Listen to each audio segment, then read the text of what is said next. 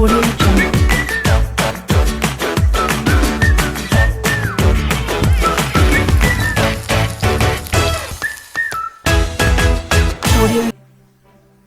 Hello friends, எல்லாருக்கும் வணக்கம். இன்னைக்கு நம்ம வீடியோல கருவேப்பிலை பொடி எப்படி பண்ணலாம் அப்படின்னு சொல்லிட்டு பார்க்கலாங்க. அதுக்கு ஒரு கடாய் வச்சுக்கோங்க. கடாய் ஹீட் ஆனதும் அதுல 1 கப் அளவுக்கு உளுத்தம்பருப்பு போட்டுக்கோங்க. எண்ணெயெல்லாம் தேவையில்லை, சும்மா உளுத்தம்பருப்பு போட்டு ட்ரை ரோஸ்ட் பண்ணிக்கோங்க. நமக்கு நல்லா ப்ரௌன் கலர்ல வரட்டும்.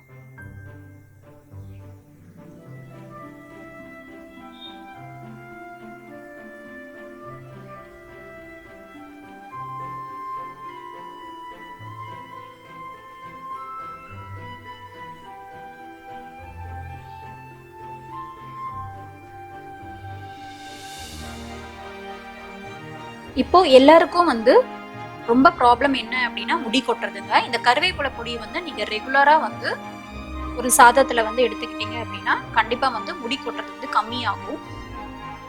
நான் ட்ரை பண்ணிட்டு தான் இருக்கேன், நீங்களும் ட்ரை பண்ணி பாருங்க. நல்லா சூடான சாதத்துல 1 ஸ்பூன் அளவுக்கு போட்டு அது கூட நல்லெண்ணெய் ஊத்தி 1 டேபிள் ஸ்பூன் அளவுக்கு நல்லெண்ணெய் ஊத்தி கலந்து சாப்பிட்டு பாருங்க. இப்போ நெக்ஸ்ட் கடலைப்பருப்பு போட்டுக்கலாம். அதே அளவுக்கு கடலைப்பருப்பு போட்டுக்கோங்க.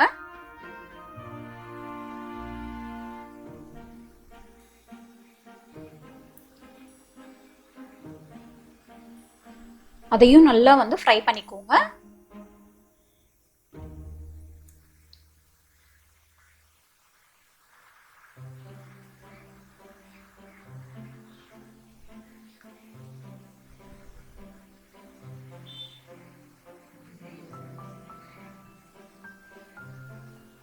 ஃப்ரை ஆயிடுச்சு. நெக்ஸ்ட்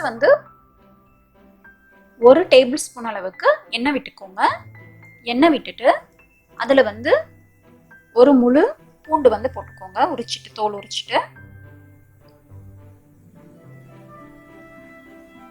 இது நமக்கு நல்லா மொறுமொறுன்னு வராதுங்க. சும்மா லைட்டா ப்ரௌன் ஆகுற வரைக்கும் நல்லா ஃப்ரை பண்ணிக்கோங்க, போதும்.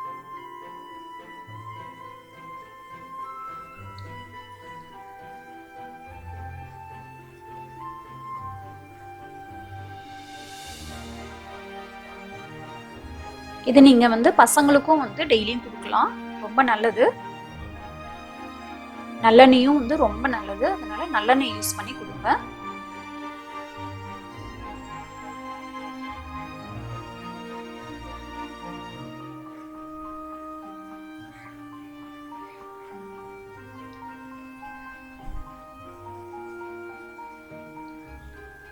லைட்டா ப்ரௌன் ஆனதும் எடுத்துடுங்க.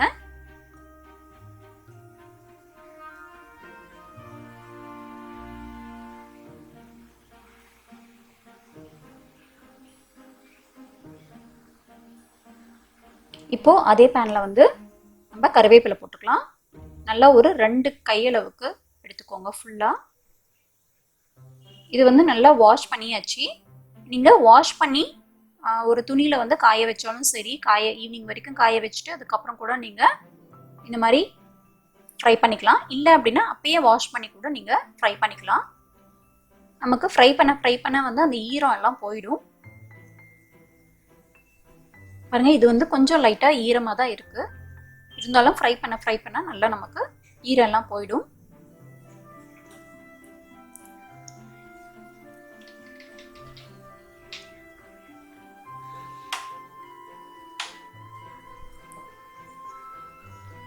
கொஞ்சம் டைம் எடுக்கும் ஈரம் இருக்கிறதுனால.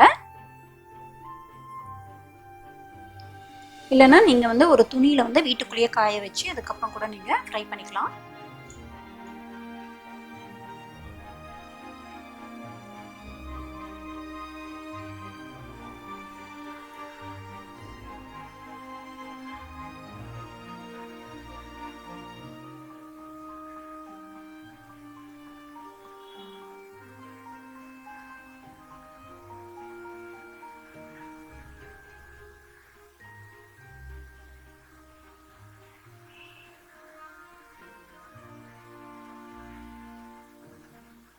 கலர் நமக்கு நல்லா சேஞ்ச் ஆகணுங்க, நல்லா மொறுமொறுன்னு வரணும்.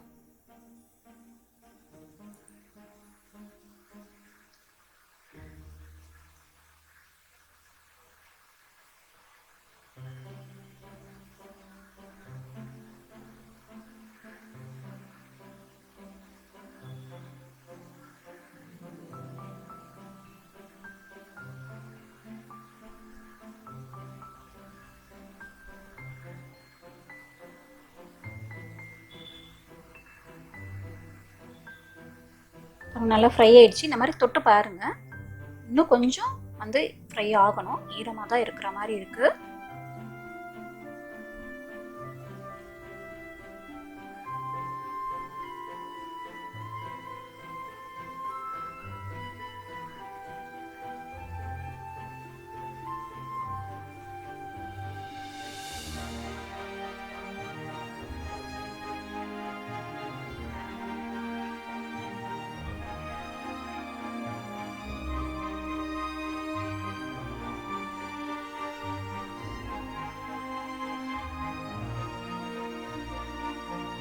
பாருங்கள், நல்லா வந்து ஃப்ரை ஆகிடுச்சு.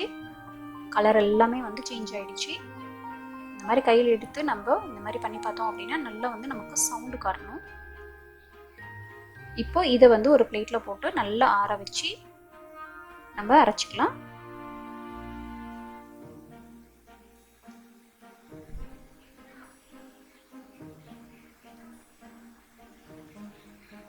லாஸ்ட்டாக வந்து இதுக்கு தேவையான அளவு மிளகாய் போட்டுக்கோங்க. நான் 5 போட்டிருக்கேன்.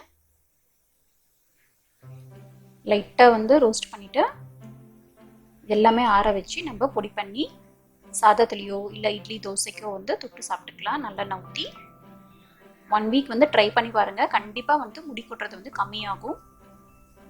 முடி கொட்டாதுன்னு சொல்லலைங்க, முடி கொட்டுறது வந்து கம்மியாகும்.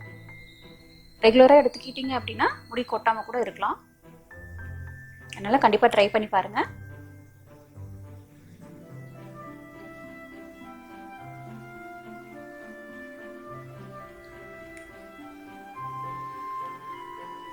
நல்லா ஆறிட்டுக்கப்புறம் மிக்ஸி ஜாரில் போட்டு அரைச்சி எடுத்துக்கோங்க. இந்த வீடியோ உங்களுக்கு பிடிச்சிருந்தது அப்படின்னா லைக் பண்ணுங்கள், ஷேர் பண்ணுங்கள், கமெண்ட் பண்ணுங்கள், சப்ஸ்கிரைப் பண்ணுங்கள். நன்றி, வணக்கம்.